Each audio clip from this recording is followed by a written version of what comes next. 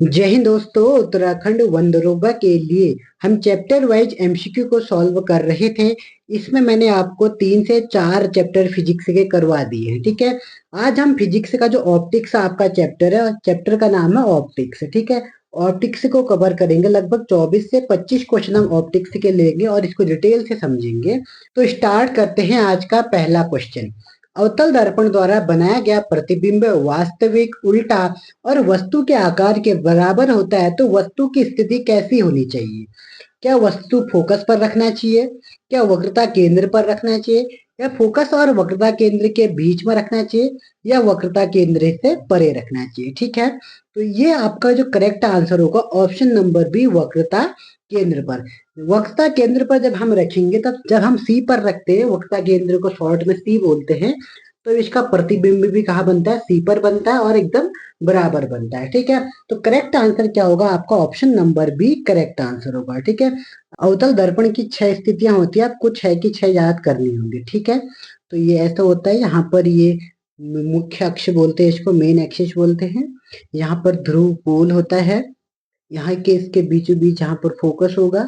Focus के एकदम दुगना यहाँ पर क्या होगा? सी होगा। ठीक है, यहाँ इस तरफ इनफाइनाइट हो जाएगा या सी से थोड़ा परे हो जाएगा। तो एक वस्तु यहाँ पर रखेंगे, एक दो, एक यहाँ पर तीन, एक इन दोनों के बीच चार, एक यहाँ पर रखेंगे पांच, एक यहाँ पर रखेंगे छह, एक इन दोनों के बीच में रखते हैं। लगभग 5 से 6 वस्तुएं हमें रखनी पड़ती हैं। ठीक है, तो इस तरीके से आप इसको सॉल्व करेंगे। यहाँ पर रखने की जरूरत नहीं है, सी से परे रखती है तो यहाँ पर 6 होंगे। ठीक है, करेक्ट 6 चीजें होती है, 6 को 6 आपको याद होना चाहिए। एक बार आप इसको जरूर देख लीजिएगा। ठीक है, तो नेक्स्ट क्वेश्चन, क्वेश्चन नंबर दूसरा देखते हैं। क्वेश्चन नंबर दूसरा आपके सामने दिया गया है। क्या कह रहा है क्वेश्चन कि सूची 1 को सूची 2 के साथ सुमेलित कीजिए, नीचे दिए गए कोड का प्रयोग करके सही उत्तर चुनिए, कह रहा है। पहले हम इसको मिला लेते हैं। ठीक है, तो इसका जो करेक्ट आंसर क्या होना चाहिए? जो मैजेंटा होता है, मैजेंटा लाल और नीला होता है। क्या होता है? लाल और नीला होता है। टील क्या होता है? टील, टील जो होगा आपका नीला, हरा और सफेद। ये याद रखना, ऐसे प्रश्न आपसे बन सकते हैं। नीला, हरा, सफेद क्या होता है? टील होता है। सी है मूव। मूव क्या होता है? मूव जो आपका करेक्ट आंसर बनेगा, मूव का नीला, लाल और सफेद।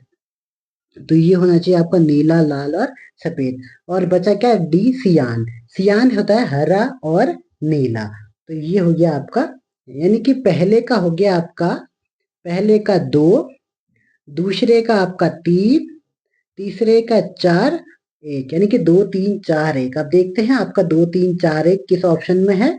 तो आपका ऑप्शन 1 में है। ठीक है, तो ए आपका करेक्ट आंसर होना चाहिए। 2 3 4 1 आपका करेक्ट आंसर होगा। नेक्स्ट क्वेश्चन, क्वेश्चन नंबर तीसरा यहाँ पर दिया गया है। ध्यान से देखिए। सड़क प्रकाश व्यवस्था के संदर्भ में सोडियम बत्तियां एलईडी बत्तियों से किस तरह भिन्न है? तो आपको कथन दिया गया है। सोडियम बत्तियां प्रकाश को 360 डिग्री में उत्पन्न करती हैं, किंतु एलईडी बत्तियों में ऐसा नहीं होता है। पहला कथन ये दिया गया है। दूसरा कथन आपको नीचे दिया गया होगा। दूसरा और तीसरा कथन भी ध्यान से पढ़ लीजिए। दूसरा कथन क्या दिया गया है? सड़क की बत्तियों के रूप में एलईडी बत्तियों की तुलना में सोडियम बत्तियों की उपयोगिता अवधि अधिक होती है। सोडियम बत्ती की दृश्य प्रकाश का स्पेक्ट्रम लगभग एक वर्णी होता है। एक वर्णी का मतलब एक कलर जैसा, जबकि एलईडी बत्तियां सड़क पर प्रकाश व्यवस्था में सार्थक वर्ण सुविधाएं, कलर एडवांटेज प्रदान करती हैं। तो नीचे दिए गए कूट का प्रयोग करके आपको सही उत्तर चुनना है। ठीक है, जो तीसरे का जो आपका करेक्ट आंसर होगा, आपका जो दूसरा कथन दिया गया है, सड़क की बत्तियों के रूप में एलईडी बत्तियों की तुलना सोडियम की उपयोगिता की अधिक होती है, ये कथन आपका एकदम गलत है। पहला और तीसरा आपका सही है, तो पहला सही करना और तीसरा सही करना। तो ऑप्शन नंबर सी आपका क्या होना चाहिए? Correct answer. क्वेश्चन नंबर चौथा दिया गया है। चौथा आसान क्वेश्चन है। निम्नलिखित में से कौन सा अन्य तीनों की तुलना में ज्यादा सूर्य की रोशनी परावर्तित करता है? क्या रेत का रेगिस्तान, धान की खेती की भूमि, या ताजा बर्फ से ढकी हुई बर्फ, या प्रियरी भूमि, या जिसे हम शीतोष्ण भी हम कहते हैं। ठीक है, तो चौथे का जो करेक्ट आंसर होता है वो ऑप्शन नंबर सी, ताजा बर्फ से जो ढकी हुई भूमि होती है वो क्या करती है? सबसे ज्यादा सूर्य के प्रकाश को क्या करती है, परावर्तित कर देती है। ठीक है, तो क्वेश्चन नंबर 4 का आंसर क्या होगा, सी। क्वेश्चन नंबर 5वां देखते हैं। 5वां क्वेश्चन आपके सामने दिया गया है। 5वां क्या दिया गया है आपके सामने, निम्नलिखित में से कांच का कौन सा प्रकार पराबैंगनी किरणों को काटता है? क्या सोडा कांच, या पायरेक्स कांच, जेना कांच, या क्रुक्स कांच? तो आप ध्यान से इस क्वेश्चन को पूछे, कौन से कांच को जो होता है पराबैंगनी किरणें काट सकता है। ठीक है, तो 5वें का जो करेक्ट आंसर होगा आपका ऑप्शन नंबर डी, क्रुक्स कांच ही होता है। क्रुक्स कांच को हम पराबैंगनी किरणों से क्या कर सकते हैं, काट सकते हैं। ठीक है, क्वेश्चन नंबर 6 है आपके सामने। 6 और 7वां दिया गया है। 6 क्या कह रहा है, वायुमंडल में प्रकाश के प्रसार का कारण है। जो प्रकाश का प्रसार, प्रकाश जो फैलता है वो किस तरीके से फैलता है? क्या CO2 के कारण, या फिर धूल कण के कारण, या हीलियम के कारण, या जलवाष्प के कारण? तो 6 का आपका करेक्ट आंसर होगा ऑप्शन नंबर बी, धूल कण। जब आप सुबह सुबह मॉर्निंग में उठते होंगे तो जाड़ों के समय खास तौर पे देखना, तो धूल कण आपके सामने सन की जो लाइट आती है तो उसमें आपको बहुत सारे धूल कण दिखते होंगे। ठीक है, तो इसलिए हम कह सकते हैं जो वायुमंडल में प्रकाश के प्रसार का जो कारण है वो क्या है, धूल कण है। ठीक है, क्वेश्चन नंबर 7वां आपका दिया गया है। सूर्य का प्रकाश पृथ्वी पर पहुंचता है, इसमें आपको 8 मिनट के आसपास ही करना है। कहीं पे 8 मिनट 16 सेकंड दिया होगा, कहीं पर 8 मिनट 22 सेकंड दिया होगा, कहीं पर 8 मिनट 15 सेकंड दिया होगा। तो लगभग आपका 8 मिनट के आसपास का समय लगता है जो सूर्य के प्रकाश को पृथ्वी पर पहुंचने में। ठीक है, तो 7वां क्वेश्चन हम कर चुके हैं। 8वां क्वेश्चन देखते हैं क्या दिया गया है। 8वां क्वेश्चन है, आइंस्टीन को नोबेल प्राइज किस पर मिला? अपेक्षिकता पर, बोस आइंस्टीन संगठन पर, संहति एवं ऊर्जा की तुल्यता पर, या प्रकाश विद्युत प्रभाव पर? आपने पढ़ा होगा जो आइंस्टीन वाला आपने, तो ये मिला किस पर था आपको, प्रकाश वैद्युत प्रभाव। अभी हम बात प्रकाश की कर रहे हैं तो वो लाइट वाली चैप्टर की बात कर रहे हैं, तो ये आंसर भी क्या होना चाहिए, प्रकाश विद्युत प्रभाव। आइंस्टीन ई बराबर आपने सुना होगा mc²। ठीक है, तो इसी के लिए आइंस्टीन को नोबेल पुरस्कार मिला था। ये इक्वेशन भी आप याद करना, इसके बेस पर आपसे एक आध न्यूमेरिकल टाइप की भी पूछ सकता है। ठीक है, क्वेश्चन नंबर 9 आपके सामने दिया गया है। सूर्योदय से पहले तथा सूर्यास्त के पश्चात भी सूर्य अल्प समय के लिए दिखाई देता है। जब भी सूर्योदय होता है उससे पहले, और जब सूर्यास्त हो जाता है उससे बाद भी लगभग 2 मिनट तक हमें क्या दिखाई देता है, उसकी हल्की लाल टाइप के सूर्य हमें दिखाई देता है। ऐसा होने का जो मेन कारण है वो क्या होता है, वो ऑप्शन नंबर बी, वायुमंडलीय अपवर्तन। नॉर्मल अगर आपको अपवर्तन भी दिया होगा तो वो भी आपका करेक्ट आंसर होगा। अपवर्तन के कारण हमें सूर्योदय से पहले तथा सूर्यास्त के पश्चात लगभग 2 मिनट तक दिखाई देता है सन। ठीक है, तो 9वें का आंसर आपका बी होगा। क्वेश्चन नंबर 10वें को देखते हैं क्या दिया गया है। 10वां प्रश्न, यदि उत्तल लेंस की फोकस दूरी 50 सेंटीमीटर है तो इसकी शक्ति या निम्नलिखित में से कौन सी होगी शक्ति? तो शक्ति का जो फॉर्मूला होता है P बराबर क्या होता है, 1/f होता है। ठीक है, तो आपको फोकस दूरी कितनी दे रखी है, 50 सेंटीमीटर। तो आपको निकालना P है, तो P बराबर 1 आपको 50 करने होगा। ठीक है, तो 50 से अगर हम डिवाइड करेंगे, 1 को अगर हम 50 से डिवाइड करेंगे तो पॉइंट लगाएंगे, जीरो बढ़ाएंगे, फिर यहाँ जीरो बढ़ाएंगे तो यहाँ जीरो, फिर यहाँ पे 52 जा 100, यानी कि 0.02 और प्लस में रहेगा हमेशा। तो ये कौन सा होगा आपका, 0.02। ऑप्शन नंबर बी आपका करेक्ट आंसर होगा। ठीक है, ये फॉर्मूला आप याद कर लेना, P बराबर क्या होता है, 1/f। लेंस वाले फॉर्मूले भी याद करने होंगे आपको, और जो दर्पण वाला फॉर्मूला है वो भी याद करने होंगे, वहां से भी आपके प्रश्न बनने के चांसेस रहते हैं। ठीक है, क्वेश्चन नंबर 11वां आपके सामने दिया गया है। ध्यान से प्रश्न को पहले आप देख लीजिए। यदि परावैंगनी दृश्य तथा अवरक्त विकिरण, अलग 7 प्रकार की किरणें होती हैं, परावैंगनी, दृश्य, अवरक्त, रेडियो और सारी बहुत सारी किरणें होती हैं। तो परावैंगनी दृश्य तथा अवरक्त विकिरणों के तरंगदैर्ध्य क्रमशः, अगर हम पराबैंगनी को यूवी से दिखाएं, दृश्य को विजुअल VIS से दिखाएं तथा अवरक्त को IR से दर्शाएं, तो इन तरंगदैर्ध्यों के बीच सही संबंध निम्नलिखित में से कौन सा है? तो 11वें का जो आपका करेक्ट आंसर होगा वो ऑप्शन नंबर डी। सबसे पहले क्या आएंगे, यूवी रेज आती है, उसके बाद क्या आएगा, उसके बाद विजुअल आता है, दृश्य बीच में, और उसके बाद आता है इंफ्रारेड, यानी कि जिसको हम क्या बोलते हैं, अवरक्त किरणें बोलते हैं। ठीक है, रिमोट में भी आपके काम आते हैं। यूवी किरणें आपको उज्ज्वल परत में देखने को मिलेंगे, विजुअल प्रकाश जिससे आप देख सकते हो वो विजुअल में आता है। एकदम मिडिल का जो पॉइंट होता है वो विजुअल होता है, इसके बाद 3 पीछे होते हैं, इसके बाद 3 बाद में होते हैं। ठीक है, क्वेश्चन नंबर 12वां दिया गया प्रश्न, ध्यान से इस प्रश्न को देखना है। जब कोई उत्तल लेंस से किसी वस्तु का वास्तविक प्रतिबिंब बनाता है, जो वस्तु उस वस्तु के प्रतिबिंब के बीच की न्यूनतम दूरी किसके बराबर होती है? तो ध्यान से एक बार प्रश्न को दोबारा पढ़िए, थोड़ा लंबा प्रश्न है, समझने में थोड़ा कठिनाई हो रही होगी। जब कोई उत्तल लेंस से किसी वस्तु का वास्तविक प्रतिबिंब बनाता है, तो वस्तु और उसके प्रतिबिंब के बीच की न्यूनतम दूरी किसके बराबर होती है? ए उस उत्तल लेंस की फोकस दूरी के, बी उस उत्तल लेंस की फोकस दूरी की दुगनी, या सी उस उत्तल लेंस की फोकस दूरी की 4 गुनी, या फिर उस उत्तल लेंस की फोकस दूरी की आधी।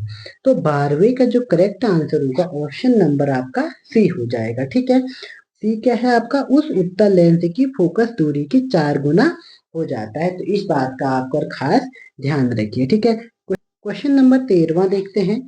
जब प्रकाश की किरण सघन माध्यम से विरल माध्यम में गमन करती है तो क्या होता है? ठीक है, तो सबसे पहले हम क्या बनाते हैं, यहाँ पे 2 माध्यम बनाते हैं। ठीक है, ऊपर वाले को हमने सघन बोला और नीचे वाले को विरल। ठीक है, और यहाँ पर हमने बीच में क्या खींच दिया, एक अभिलंब खींच दिया। ठीक है, यह है अभिलंब। जब प्रकाश क्या होता है, सघन माध्यम से, अब ये सघन माध्यम है, सघन माध्यम से विरल माध्यम की ओर जाता है, तब क्या होगा, ये अभिलंब से थोड़ा सा दूर हट जाता है। तो क्या होगा इसका करेक्ट आंसर 13वें का होना चाहिए ए। और चाल क्या होती है इसकी, बढ़ जाती है, चाल क्या होगी, बढ़ेगी, और ये अभिलंब से दूर हट जाता है। तो ये क्या होगा आपका option number A correct answer होगा। ठीक है, अभिलंब से दूर हट जाता है, सबको याद रहता है, लेकिन इसकी चाल बढ़ जाती है। ठीक है, कोई चीज पहले बहुत सारे, जैसे पानी में कोई चल रहा है या फिर नॉर्मल हवा में जो चल रहा है, तो ज्यादा तेज कौन चल पाएगा, ज्यादा तेज जो हवा वाला है वही चल पाएगा, पानी वाला नहीं चल पाएगा। ठीक है, क्वेश्चन नंबर 14वां देखते हैं। 14वां क्वेश्चन क्या कह रहा है, आपके सामने दिया गया है। हमें हरी घास का रंग हरा दिखाई देता है क्योंकि, अब आप लोगों ने देखा होगा जो घास है, घास का कलर आपको हमेशा क्या दिखाई देता है, हरा दिखाई देता है। यह हरे रंग के प्रकाश को हमारी आंखों पर परावर्तित करती है, यह हरे रंग के प्रकाश को अवशोषित करती है, यह हरे रंग से अतिरिक्त सभी रंगों के प्रकाश को परावर्तित करती है, या फिर डी उपरोक्त में से कोई नहीं। तो 14वें का जो आपका करेक्ट आंसर है वो ऑप्शन नंबर ए है। यह हरे रंग के प्रकाश को हमारी आंखों पर क्या करती है, परावर्तित करती है। इसलिए आप लोगों ने कभी भी देखा होगा, मूवी वूवी का सेट होगा तो पीछे से कौन सा कलर लगाया जाता है, हरा कलर लगाया जाता है। ठीक है, क्योंकि हरा कलर को हम आसानी से क्या कर सकते हैं, हटा सकते हैं। ठीक है, तो क्वेश्चन नंबर 15वां आपके सामने दिया गया है। 15वां क्वेश्चन क्या कह रहा है, समतल दर्पण की वक्रता त्रिज्या होती है। अब समतल दर्पण आप लोगों ने देखा होगा, जो नॉर्मल दर्पण होता है, समतल दर्पण होता है, तो इसकी वक्रता त्रिज्या तो कभी खत्म ही नहीं होगी, तो क्या होगा, ये अनंत होगा। ठीक है, अब समतल दर्पण नॉर्मल है, अब इसकी वक्रता त्रिज्या कभी खत्म थोड़ा ना होगी, बढ़ते रहेगा आगे, तो अनंत तक इसकी त्रिज्या, वक्रता त्रिज्या जाएगी। ठीक है, क्वेश्चन नंबर आपके सामने 16वां दिया गया है। ये क्या कह रहा है प्रश्न, निम्नलिखित में से कौन सी प्रघटना यह निर्णय लेने में सहायक होती है कि प्रकाश एक अनुप्रस्थ तरंग है? प्रकाश एक अनुप्रस्थ तरंग है, ये कौन सा कहता है, क्या विवर्तन कहता है? आपको ये सब देखने होंगे, अपवर्तन मैं आपको पढ़ा चुका हूँ, ध्रुवीकरण पॉइंट पर आपको देखा होगा, ये मैंने भी बताया था, व्यतिकरण ये भी मैं आपको बता चुका हूँ। तो ये सब चीजें, तो 16 का जो करेक्ट आंसर होगा वो ऑप्शन नंबर बी। ध्रुवीकरण क्या होता है ना, ध्रुवीकरण एक ऐसा होता है, निम्नलिखित में से प्रगटना या निर्णय लेने में सहायक होता है कि प्रकाश एक अनुप्रस्थ तरंग है, एक पॉइंट के रूप में आता है, ये कौन, ध्रुवीकरण। ठीक है, तो इसको आप खास तौर पर ध्यान रखना। ठीक है, तो 16वें का क्या हो जाएगा, option number B. Question number 17वां है। 17वां क्वेश्चन क्या कह रहा है, इंद्रधनुष किस कारण से बनता है? ठीक है, आप लोगों ने देखा होगा इंद्र जो धनुष आता है वो किस कारण से बनता है, तो ये इसका जो करेक्ट आंसर होना चाहिए वो अपवर्तन और परिक्षेपण। अपवर्तन और परिक्षेपण दोनों ही वजह से क्या बनता है, इंद्रधनुष बनता है। ठीक है, इस खास तौर पर ध्यान रखना, ऐसे प्रश्न बनने के ज्यादा चांसेस हैं। ठीक है, क्वेश्चन नंबर 18वां क्या कह रहा है, अवतल लेंस से हमेशा निम्नलिखित में से कौन सा प्रतिबिंब बनता है, वास्तविक और सीधा, आभासी और सीधा, वास्तविक और अधोशीर्षी, आभासी और अधोशीर्षी। जो 18वें का जो आपका करेक्ट आंसर होगा ऑप्शन नंबर बी। हमेशा इससे जो लेंस से जो प्रतिबिंब बनेगा आभासी और सीधा ही बनेगा। ठीक है, तो बी आपका करेक्ट आंसर होना चाहिए। क्वेश्चन नंबर 19वां आपके सामने दिया गया है। 19वां प्रश्न क्या कह रहा है, सर सीवी रमन, आपने सीवी रमन का नाम सुना होगा, भारतीय वैज्ञानिक थे, को उनके किस प्रयोग के लिए नोबेल पुरस्कार प्रदान किया था। ठीक है, क्या प्रकाश का परावर्तन, प्रकाश का विक्षेपण, प्रकाश का प्रकीर्णन या प्रकाश का परिक्षेपण। तो इनको जो किया गया था वो प्रकाश के प्रकीर्णन के लिए किया गया था। ठीक है, प्रकाश के प्रकीर्णन के लिए इनको नोबेल पुरस्कार दिया गया था। ठीक है, तो आपका करेक्ट आंसर क्या होना चाहिए, option number C. Optical fibre आप लोगों ने देखा होगा, आजकल जो ऑप्टिकल फाइबर का यूज ज्यादा हो रहा है, जैसे आप जियो की लाइन बिछाते हो या फिर आप कोई भी नॉर्मल लाइन आइन आप जैसे तारों का काम करते हो तो उसमें ऑप्टिकल फाइबर का ज्यादा यूज होता है। ठीक है, तो ऑप्टिकल फाइबर है तो इसका आविष्कार किया किसने था, जो ऑप्टिकल फाइबर का जो आविष्कार किया था वो नरिंदर कपानी ने किया था, Narinder Kapany. Option number B इसका करेक्ट आंसर होगा। ठीक है, तो नेक्स्ट क्वेश्चन, क्वेश्चन नंबर 21वां आपके सामने ये दिया गया है। ठीक है, न्यूमेरिकल मैंने इसमें नहीं ले रखे हैं, एक दो न्यूमेरिकल थे वो मैं करवा चुका हूँ। ठीक है, अगर आपको न्यूमेरिकल भी करने हैं तो आप लोग कमेंट करना सर न्यूमेरिकल भी करवा दीजिए करके। मैं कोशिश करूंगा जो ऑप्टिक्स से चैप्टर है इसके जितने भी न्यूमेरिकल बन सकते हैं वो मैं करवा दूंगा। ठीक है, बट न्यूमेरिकल ज्यादा टफ नहीं पूछेगा, हल्के हल्के पूछेगा तो आप लोग उसको घर में भी कवर कर सकते हैं। ठीक है, किसी व्यक्ति का पूरा, क्वेश्चन नंबर 21 देखते हैं, किसी व्यक्ति का पूरा प्रतिबिंब देखने के लिए एक समतल दर्पण की न्यूनतम ऊंचाई होनी चाहिए। अगर आप किसी व्यक्ति का पूरा प्रतिबिंब यानी पूरा देखने के लिए एक समतल दर्पण की न्यूनतम ऊंचाई होनी चाहिए, व्यक्ति की ऊंचाई के बराबर जी नहीं, व्यक्ति की ऊंचाई का आधा, या व्यक्ति की ऊंचाई का एक चौथाई, या उपयुक्त में से कोई नहीं। तो इसका जो करेक्ट आंसर होना चाहिए वो व्यक्ति की ऊंचाई का आधा, 50% लगभग होना चाहिए, तो उसमें व्यक्ति पूरा दिखाई देगा। ठीक है, क्वेश्चन नंबर 22वां है, प्रिज्म से गुजारने पर प्रकाश का कौन सा रंग सबसे अधिक विचलन दर्शाता है। तो इसका जो करेक्ट आंसर क्या होना चाहिए वो ऑप्शन नंबर सी। विचलन का मतलब होता है कि मतलब सबसे कम दिखता है, अधिक विचलन करता है तो सबसे कम दिखेगा, और सबसे कम विचलन कौन करेगा वो रेड करेगा। और ये इसका जो करेक्ट आंसर होगा ऑप्शन नंबर सी होगा, बैगनी कलर। ठीक है, आपने विबग्योर करके सुना होगा वो उसी से बनता है। ठीक है, अब क्वेश्चन नंबर 23वां देखते हैं, एक अंतरिक्ष यात्री को आकाश का रंग कैसा दिखाई देगा। ये तो प्रश्न बार बार फेवरेट प्रश्न है। तो अंतरिक्ष यात्री को आकाश का रंग हमेशा क्या दिखाई देता है, काला दिखाई देता है। ठीक है, तो 23वें का जो आपका करेक्ट आंसर होगा ऑप्शन नंबर सी होगा। ठीक है, क्वेश्चन नंबर 24वां देखते हैं। 24वां क्वेश्चन क्या कर रहा है, आपके सामने दिया गया है 24वां प्रश्न, प्रकाश का रंग निर्धारित होता है, किस पर निर्धारित होता है कि प्रकाश का रंग कैसा है, क्या उसके आयाम पर निर्भर करता है, या वो तरंग दैर्ध्य, या फिर वेग, या तीव्रता।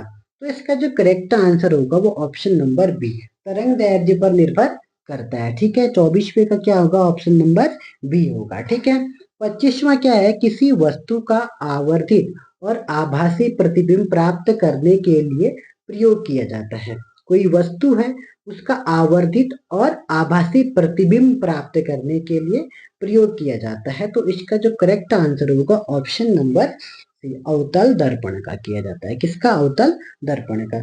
आज का अंतिम क्वेश्चन है, 26वां क्वेश्चन है और अंतिम प्रश्न ये आज का है। ठीक है, तो ये ऑप्टिक्स के जितने भी प्रश्न बनते हैं इंपॉर्टेंट थोड़ा ठीक ठाक प्रश्न है, जो बीपीएससी में यूपीएससी में ये प्रश्न पूछे गए हैं, तो बहुत ज्यादा चांसेस है कि ये आपसे ये प्रश्न पूछ सकता है यूके ट्रिपल एस से। ठीक है, पृथ्वी से देखने पर आकाश किस कारण से नीला होता है। ठीक है, ये सबने पढ़ा होगा, ये होता है प्रकाश का प्रकीर्णन। अब दो दे रखा है यहाँ पर, 26वें का या तो सी होगा या डी होगा, पहला और दूसरा तो होने से रहा। वायुमंडल में सूर्य के प्रकाश के लघुतर तरंग दैर्ध्य का प्रकीर्णन, ये बिल्कुल हो सकता है। दूसरा क्या कह रहा है, वायुमंडल में प्रकाश के दीर्घतर तरंग दैर्ध्य, दीर्घतर नहीं होता लघुतर, लघुतर मतलब छोटा, दीर्घतर मतलब बड़ा। तो करेक्ट आंसर क्या होगा आपका, ऑप्शन नंबर सी होगा। ठीक है, तो ये रहे 26 क्वेश्चन, मैंने आपको अच्छे से सॉल्व करवा दिए हैं, आप लोगों ने देखे होंगे। यहाँ पर आपको कोई दिक्कत आ रही है तो आप लोग कमेंट कर सकते हैं। अगर आपको ये ऑप्टिक्स के न्यूमेरिकल क्वेश्चन चाहिए तो आप लोग ज़्यादा से ज़्यादा लोग कमेंट कीजिए और बताइए, तो मैं इसके ऑप्टिक्स से के जो न्यूमेरिकल क्वेश्चन उसको सॉल्व करवा दूंगा। ठीक है, तो आज के लिए हम इतना ही देखते हैं, फिर मिलेंगे। आपका फिजिक्स का केवल एक ही चैप्टर बच गया है, वो मैं कल या फिर आज शाम तक आपको वो कवर करवा दूंगा। ठीक है, तो आज के लिए इतना ही, फिर मिलेंगे नेक्स्ट क्लास में, तब तक के लिए जय हिंद, जय उत्तराखंड।